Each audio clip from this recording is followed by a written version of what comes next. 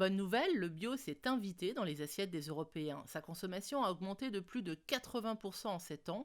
L'Allemagne représente le premier marché pour le bio en Europe, suivi par la France. Pour satisfaire cette demande croissante, les pays du vieux continent ont développé leur part de surface agricole utile cultivée en bio. L'Autriche est le meilleur élève avec près d'un quart de sa surface agricole utile consacrée au bio. Comme la Suède, l'Estonie ou l'Italie, ces pays sont loin devant l'Espagne, l'Allemagne, la France ou le Royaume-Uni qui doivent encore faire des efforts.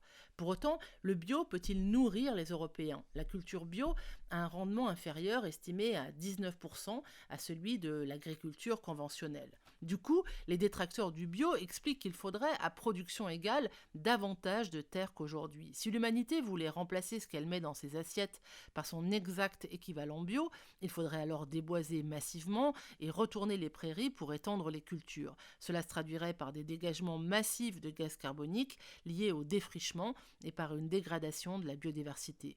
L'agroécologie serait-elle donc une catastrophe écologique si elle se généralisait? Eh bien non. L'observation empirique nous dit le contraire, parce que les consommateurs bio ne mangent pas de la même manière que les consommateurs conventionnels. Leur assiette est 2 fois moins carnée et contient 3 fois plus de légumes secs que les consommateurs classiques. Résultat, dans un contexte où la majorité des surfaces agricoles est dédiée à l'alimentation animale, un consommateur bio a besoin de 23% de surface de moins pour se nourrir.